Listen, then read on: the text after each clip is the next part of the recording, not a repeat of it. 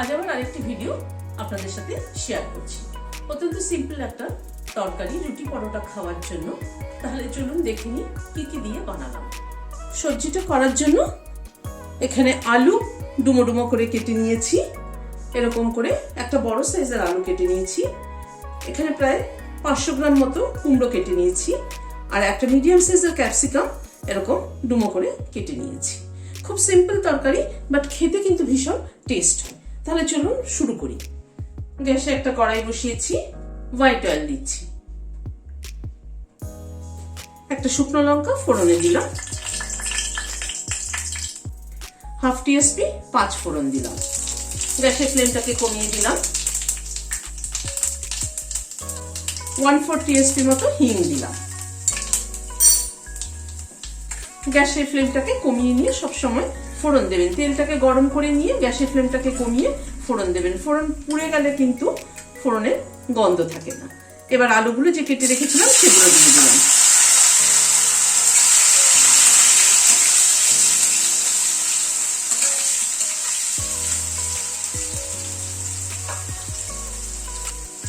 প্রথমে আলুটাকে একটু হালকা ফ্রাই করে নেব। গ্যাসের ফ্লেমটাকে মিডিয়ামে রেখে আলুটাকে একটু ফ্রাই করে নিচ্ছি।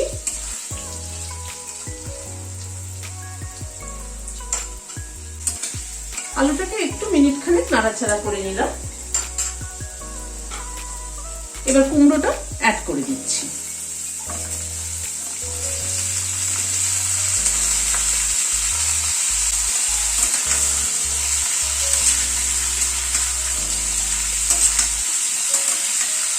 পাঁচফোড়ন আর হিঙের কিন্তু দারুণ সুন্দর একটা গন্ধ।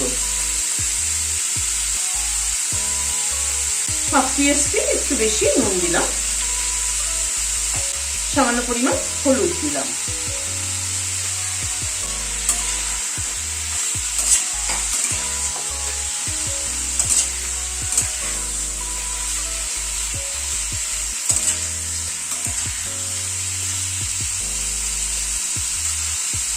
আলু কুমড়োটাকে একটু ঢেকে দিচ্ছি।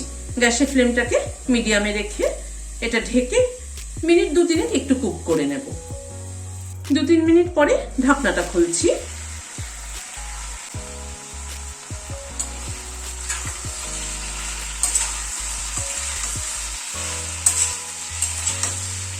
এবার একটু আলু কুমড়োটাকে ফ্রাই করে নেব। এই 2-3 মিনিট ঢাকা দিয়ে এটাকে হালকা ভাপ দিয়ে নিয়েছি যাতে সবজিটা সেদ্ধ হয়ে যায়। এবার ঢাকাটা খুলে কিন্তু গ্যাসের ফ্লেমটাকে একটু বাড়িয়ে দিয়ে আলু কুমড়োটাকে ফ্রাই করে নেব।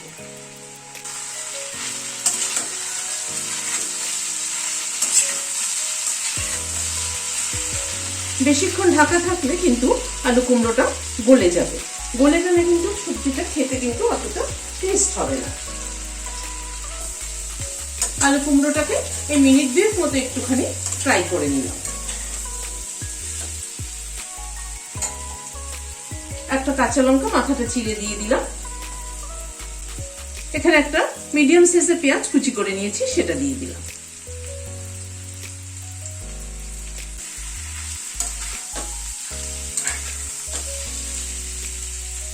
আর এই ক্যাপসিকামটা অ্যাড করে দিলাম।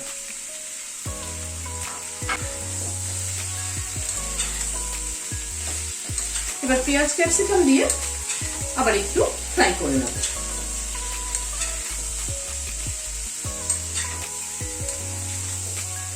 রুটি পরোটা খাওয়ার জন্য এটা কিন্তু একটা ভীষণ ভালো তরকারি। সবসময় আমাদের মনে হয় রুটি পরোটা কি দিয়ে খাবো, রুটি পরোটা খাওয়ার তরকারিতে একটা সমস্যা থাকে।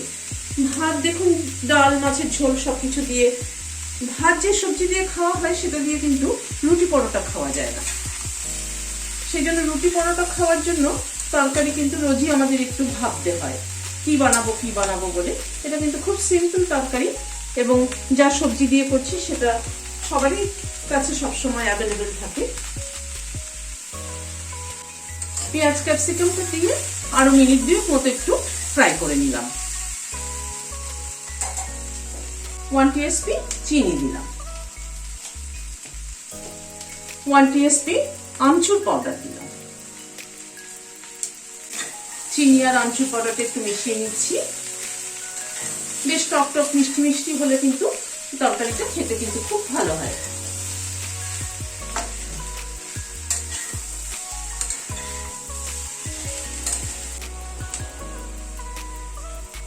ওয়ান টিস্পুন ভাজা মশলার গুঁড়ো দিচ্ছি।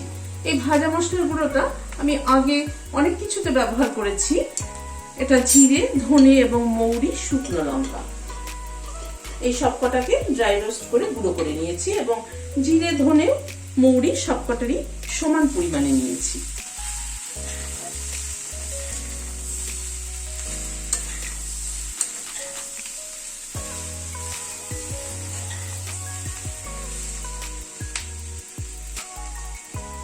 আরো একটা কাঁচা লঙ্কা মাথাটা চিড়ে অ্যাড করে দিলাম। গ্যাসটা বন্ধ করে দিয়ে ঢেকে দিলাম ভাজা মশলার ফ্লেভারটা এবং কাঁচা লঙ্কার ফ্লেভারটা অ্যাড হওয়ার জন্য। আলু, কুমড়ো, ক্যাপসিকাম এটা কিন্তু সবসময় আমাদের ঘরে থাকে, মানে হাতের কাছে যা সবজি থাকে তাই দিয়ে একটা দারুণ সুস্বাদু একটা তরকারি কিন্তু তৈরি হয়। এটার মধ্যে যে আমচুর পাউডার দিয়েছি লাস্টে এবং ভাজা মশলার গুঁড়ো দিয়েছি, তাতে হয়েছে কি নুন, মিষ্টি, টক, ঝাল সবকিছু মিশিয়ে একটা কিন্তু চটপটা তরকারি তৈরি হয়েছে। এটা কিন্তু রুটি পরোটা দিয়ে খেতে দারুণ লাগবে। করে খেয়ে দেখবেন, আমার মনে হয় ভালো লাগবে। যারা এখনো আমার চ্যানেলটি সাবস্ক্রাইব করেননি প্লিজ সাবস্ক্রাইব করুন। আর যদি ভিডিওটি ভালো লেগে থাকে তাহলে লাইক শেয়ার করার অনুরোধ রইল। আর পাশের যে বেলের সিম্বলটা আছে সেটা কিন্তু অবশ্যই প্রেস করবেন, যাতে আমার পরবর্তী ভিডিও নোটিফিকেশন আপনাদের কাছে পৌঁছে যায়। আজ তাহলে এখানে শেষ করছি। ভালো থাকবেন, সুস্থ থাকবেন। নমস্কার।